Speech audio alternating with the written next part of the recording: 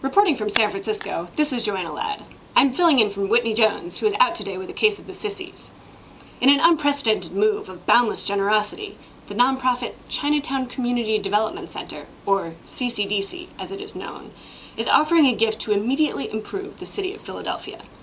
Although Philadelphia is a fairly well-established city and has managed to get by for some years now, there's a feeling amongst the staffers at Chinatown CDC that, well, it could do better.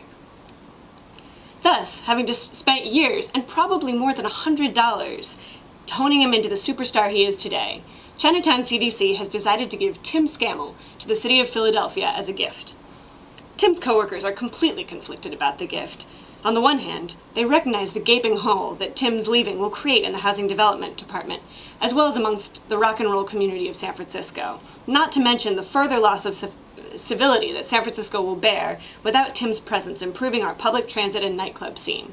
For more from our man on the street, let's go to Pat Ottolini. Ladies and gentlemen, Patrick Ottolini, Special City Hall correspondent to the news. As you can see behind me, a tower crane raising up. Construction is booming in San Francisco, with over 25 tower cranes erected in this city right now. It makes total sense why they would take a strong asset like Tim Scammell and put him in charge of crane safety in the city of Philadelphia.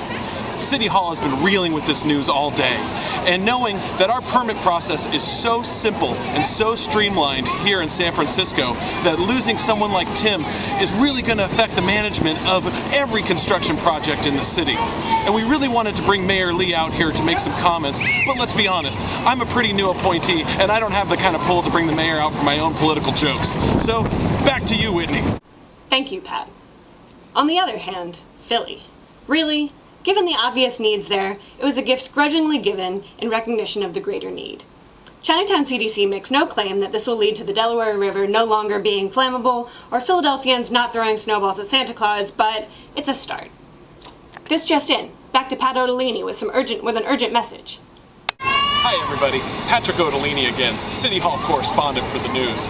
To give you an update on the new seismic legislation, which Tim Scammell was so responsible for and instrumental in its development. And, you know, that guy just stole my iPhone! Really, we can't think of any greater gift to make to the city of brotherly love. In fact, we expect that this gift may even improve the greater eastern seaboard, perhaps to the extent of making it habitable for future Californians looking for a change. However, as noted, this gift is not given without the pain and suffering on the part of Chinatown CDC and the San Francisco community. You're welcome, Philadelphia. Now over to Danny with the weather. And here's Danny Yu with the weather. Okay, the weather at San Francisco always no good. And the weather at Philadelphia always sunny is good. Thank you, Danny. Okay. Thank you, Danny. We now go to Heather with the rock and roll report. Hello, and welcome to the San Francisco Rock and Roll Report. Tonight, we have a very special edition, and we are profiling that mega bassist we all know and love, Tim Scammell. Oh yes, I want to take you back to the very early days, when he was 7 years old and started his first band, named Startled Ferret. Yes, it was an 80s hair tribute band, much like that of Quiet Riot, complete with costumes and makeup. And they had this wonderful song, I'm sure you'll all remember. It goes like this: ya, ya, ya, ya. And we just thought that was complete genius at the time, because what could be like better than a song that only has one word, you know? Unfortunately, that band didn't last too long because their drummer, who was only 7 at the time, overdosed in Akron on raw cookie dough. This was the first of many tragedies for the drummers in Tim Scammell's band. This band was known for its pyrotechnics. They had these like giant cans of hairspray that like shot fire on the stage. And so this is what really got Dee Snider's attention. And so they've decided to do a New Jersey Pride tour as soon as Tim gets back to Philly. And it's going to be a benefit, of course, for like Hurricane Sandy victims. And so once again, rocking that civic pride. Thank you, Tim. From the beginning, Startled Ferret, a 7-year-old, starts a band. But then when he got a little older, I believe he was like 13, he starts this band with the precocious name of Beefcake. And that moved on when he went to college to a band called the Freshman 15. After college, the band upscaled to be called Full On Chubby. And at that point, these grown men decided that instead of Full On Chubby, they had throbbing headaches. Yes, throbbing headaches. Finally, throbbing headaches decided that they were going to go in their own directions, as often bands do, started at 15. And as an adult, these gentlemen went in different directions. Tim, of course, was attracted to the metal scene, and so he started a band. We'll never forget this name. It was known as Hot Enema. Hot Enema then morphed into being the Groovy Uvulas when they took on a new drummer after their drummer in that band actually exploded. And after the Groovy Uvulas, they morphed into another band called Satan's Sidekicks, and then finally the Necromaniacs. From the Necromaniacs, they merged into a group called the House Rockers, which quickly morphed into the Dog Catchers, which then went to the Home Wreckers, and then they started a band based in a warehouse in the Tenderloin called House of Fans. Eventually, those members went, of course, in their own direction, as they often do in the metal scene, and he started playing in some tribute bands. Ironic Butterfly, and then Hot Cheesy Tuna.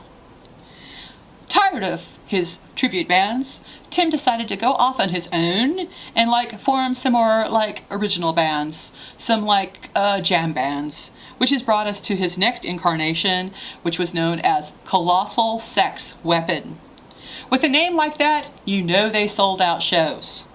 But sadly, that drummer met an unfortunate end as well and was murdered after the second gig.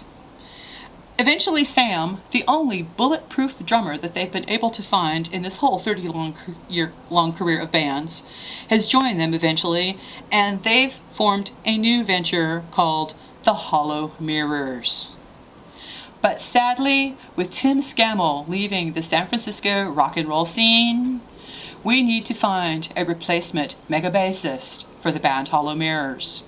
And so with that, here on tonight's special rock and roll report, I'd like to show you the secret footage of the bassist auditions for Tim Scammell's replacement in Hollow Mirrors.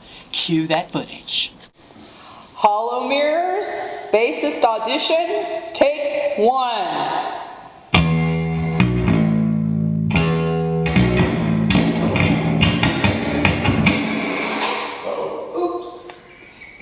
Next, Hollow Mirrors, bassist auditions, take 9.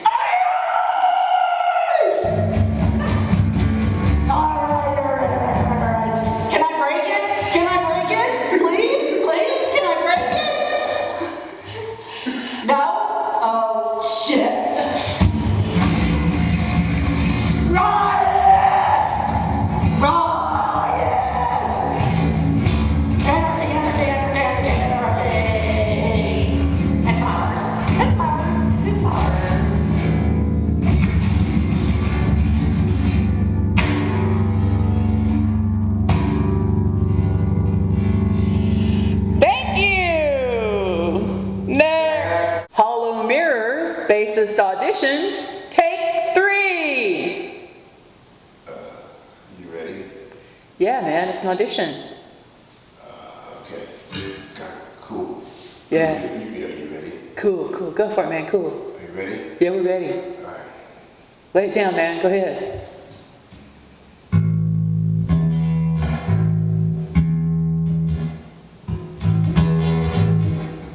You ready?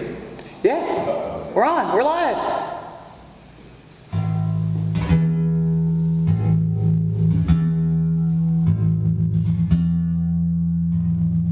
You ready? Oh, we're there, man. Let's go. Let's go. I'm gonna change it up.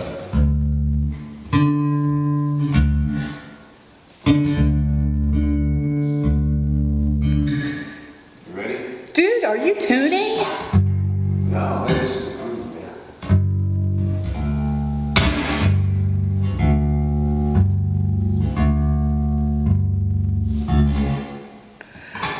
Have you seen our YouTube site? Yeah. Let's see if we can put a little bit more heat on that machine, man. Let's get some bass going. Thump it, blow it, go hard. And this is it. This is your game, huh? All right, give it to us good. Go ahead, go ahead.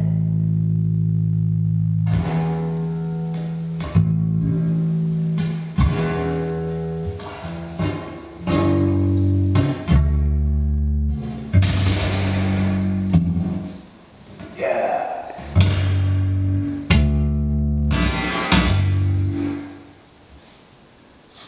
Now